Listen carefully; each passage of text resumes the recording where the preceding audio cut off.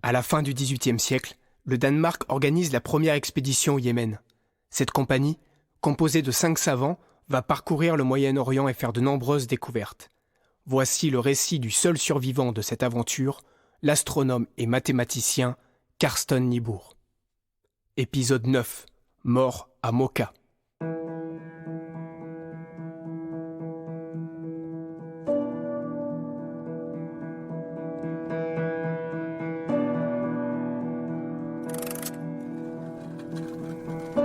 Le courrier danois de Copenhague, 12 janvier 1761. En cette année de grâce 1761, bien que les temps soient difficiles, Sa Majesté le roi de Danemark s'efforce sans cesse de favoriser le développement des connaissances et des sciences. Aussi a-t-elle décidé d'envoyer, à bord du vaisseau de ligne le Groenland, une compagnie de savants qui devra traverser l'Égypte pour gagner l'Arabie heureuse. Le retour en Europe se fera par le Moyen-Orient, dans le but de procéder, partout où elle se trouvera, et pour le plus grand bien de la science, à de nouvelles découvertes et observations. On peut espérer qu'avec la grâce de Dieu, leur zèle et leur capacité leur permettront de mener à bien cette entreprise. «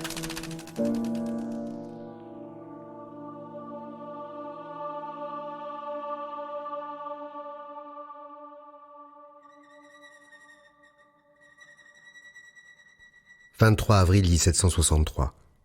Nous arrivons à Mocha. Durant le trajet, la chaleur était écrasante. Nous voyagions de jour à dos d'âne pour pouvoir faire mes relevés géographiques. Tout était sable et sécheresse. Pas une plante, presque aucun village. Je devais combattre mes accès de fièvre réguliers. À la porte de la ville, la garde nous signale qu'il est interdit aux chrétiens et aux juifs d'aller à dos d'âne dans les rues. Mauvais présage. C'est la première fois depuis le Caire que nous entendons parler de cette coutume. On nous apprend que 3 négociants anglais viennent d'arriver de Bombay par la mer et on nous donne leur adresse. Mais nous décidons de ne pas y aller de peur d'être pris pour des vagabonds avec nos costumes orientaux et non pour d'honnêtes Européens. Nous allons alors directement au domicile d'Ismaël Salek. Rappelez-vous, fils d'un riche marchand rencontré 6 mois plus tôt à Jeddah et qui veilla sur nos caisses jusqu'à la douane de Mocha. Il nous trouve une maison et nous met en garde contre les habitants de la ville qui, selon lui, détestent les Européens. Il nous propose de venir aux douanes avec nous le lendemain et avec son père, homme très influent de la ville. Le lendemain, à 9h, nous sommes à la douane où le dollah de la ville est lui-même présent. Pas de traces d'Ismaël ni de son père, si influent. Les douaniers commencent à inspecter les caisses de Forchkol et découvrent des petits flacons où se trouvent les poissons qu'il a pêchés dans la mer Rouge. Ils demandent avec insistance de ne pas les ouvrir, car ils sont remplis d'alcool pour les conserver. Mais les douaniers font fi de ces objections, ouvrent les flacons et les vident entièrement par terre pour vérifier si rien n'est caché à l'intérieur. On peut se représenter la réaction des Arabes, dont la religion interdit l'alcool, et notre honte face au gouverneur qui voyait sa garde souillée par nos biens. Et voici maintenant qu'ils trouvent les flacons où Forchkol a enfermé de petits serpents. Il était manifeste, pour eux, que nous étions venus pour empoisonner le dollah. Ce dernier perd patience et nous interdit tout simplement de demeurer une seule nuit dans sa ville. On nous expulse sans nous rendre nos biens. À ce moment, notre domestique Berggren arrive pour nous dire que l'on a saccagé notre maison. Cette mise à sac a eu lieu sur l'ordre d'Ismaël Salek. Forchkol se rend alors chez lui, bouillant de colère. Mais il ne trouve personne. La nouvelle s'est vite répandue et personne ne veut nous recevoir.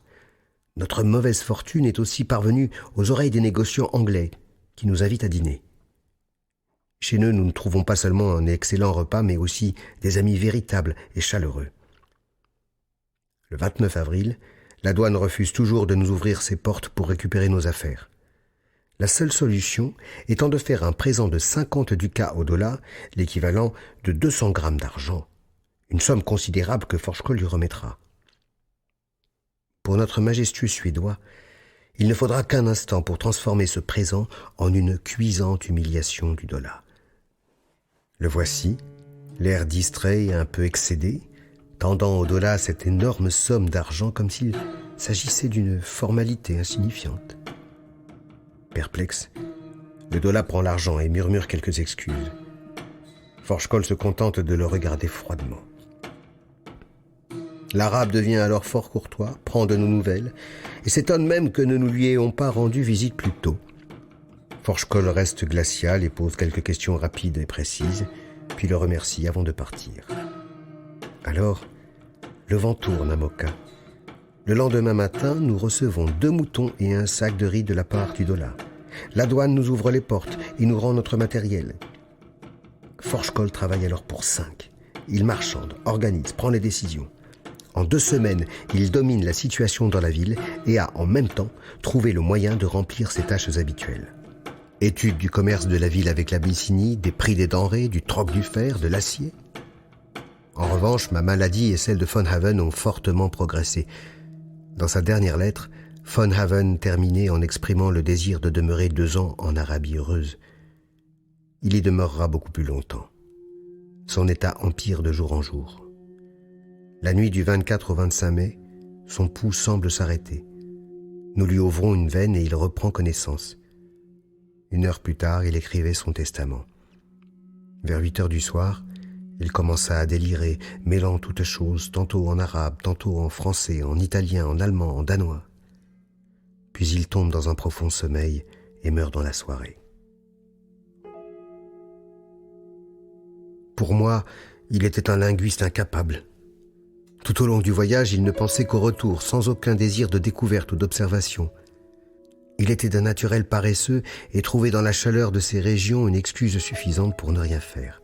Une table bien servie et du bon vin était la plus grande jouissance de sa vie, et en Arabie, où les voyageurs ne disposent que d'une nourriture très simple et d'une mauvaise eau en accompagnement, son découragement devint un désespoir qui souvent nous amusa et nous révolta aussi. Il se prenait pour le plus éminent de tous, se croyait le chef de l'expédition et était plein d'un violent ressentiment parce qu'on ne lui avait pas confié la caisse. Pourtant, avec le recul, et en admettant ses défauts, je distingue des circonstances atténuantes. Il était seul comme savant. Dans une expédition uniquement composée de scientifiques et de naturalistes, il était le seul humaniste. À une époque où les sciences de la nature amorçaient précisément la marche triomphale, Von Haven était le seul du groupe à s'attacher à quelque chose d'aussi insaisissable que des vers. L'itinéraire aussi, toujours établi selon les désirs de la majorité des membres, majorité écrasante qui se passionnait d'abord pour la cartographie, la botanique ou l'astronomie. Nous ne nous servions pas du même langage dans notre conception de l'existence. De plus, son rayon d'action était limité aux bibliothèques, qui ne se trouvaient que dans les grandes villes, et non à Jeddah, Louhaïa ou Bait el-Faqih. Il lui fallut donc demeurer oisif pendant de longues périodes, tandis qu'il devait se contenter de regarder Forge-Cole et moi-même déployer une activité telle qu'elle étoufferait tout désir d'action chez des êtres doués d'une nature plus résistante que la sienne. Sa paresse, presque chronique, était incontestable.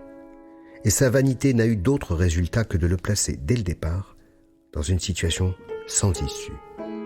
Il était d'avance la minorité. Ses lettres et journaux nous le dépeignent bien, un faible, un petit bonhomme, mais non un assassin. On peut concevoir que l'achat de l'arsenic fut un moyen d'intimidation, le recours suprême du faible totalement isolé et qui croit ainsi recouvrer un peu d'importance. Le crachat de l'homme qui a les 2 épaules à terre. Non, Von Haven n'aurait jamais osé tuer. L'arsenic n'est seulement que le crachat du vaincu. À Suez, il s'est trouvé face à face avec sa propre faiblesse et mot par mot, sans pitié, on lui a arraché l'aveu de sa peur. Au seuil de la tâche qui devait être l'occasion de son triomphe au sein de l'expédition, ce vaniteux s'est vu dépouillé des derniers restes de cette confiance en soi qui fait déjà trop défaut aux natures orgueilleuses. Tout son journal de voyage le prouve. Il a été rédigé par un homme résigné. Forge-Cole écrivit une lettre à Linné et à Bernstorff pour annoncer le décès de Von Haven.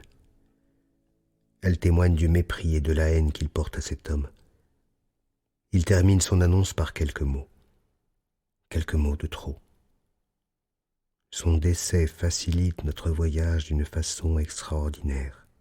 Il était d'un caractère malaisé. On a comblé la tombe dans le cimetière européen au nord de la ville. Nous nous sommes éloignés ensuite avec un goût amer dans la bouche.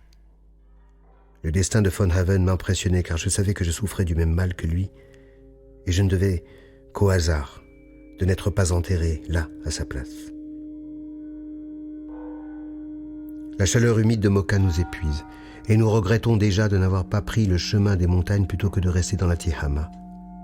Les navires anglais lèveront l'ancre dans la première quinzaine d'août pour repartir vers l'Inde. Nous décidons donc de partir avec eux, mais comme il reste 2 mois avant le départ, nous pensons qu'il nous est possible de gagner Sanaa et d'être de retour à Mocha à temps. Nous nous mettons donc en route. Le Dola nous fournit une lettre de recommandation pour la ville de Taès et un serviteur arabe pour nous aider. Nous déposons la plupart de nos caisses chez les Anglais et le 9 juin 1763, nous sortons de Mocha pour nous rendre à Sanaa, capitale de l'Arabie heureuse. À cause de la chaleur, nous faisons les premières étapes dans le désert de la Tihama de nuit. Après 2 nuits de voyage, nous atteignons le village de Moussa et nous commençons à gravir la montagne. De violents orages transforment les chemins en torrents impétueux. Le paysage change de caractère et le thermomètre de Forchkol affiche 17 degrés le matin. Nous pénétrons dans la contrée haute et fertile, champs de blé vert disposés en terrasses le long des pentes.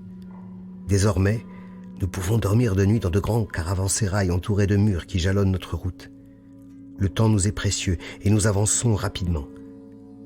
4 jours seulement après notre départ de Mocha, nous entrons dans la ville montagnarde de Taès où nous sommes accueillis par le Dola.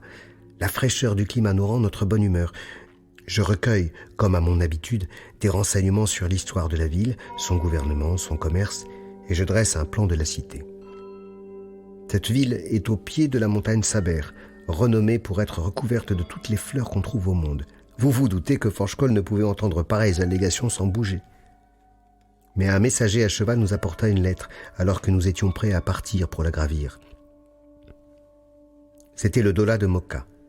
Il nous avise que l'imam de Sanaa nous ordonne de le rejoindre sans tarder en prenant avec nous tous les objets rares que nous avons présentés à Luhaïa et à Mocha. Et voici Forchkol immédiatement en pleine action. On emballe les caisses, il loue les chameaux et les ânes nécessaires au voyage et semble partout à la fois. Le lendemain, tous les membres de notre expédition sont prêts à partir, sauf un. Peter Forchkol s'est effondré. La malaria, qui n'avertit pas, l'a frappé. Alors que les chameaux attendent dans la rue avec leur chargement, il est étendu, le visage bleui, le corps ruisselant de ses tremblements de fièvre. Mais la caravane doit quitter Taès comme prévu.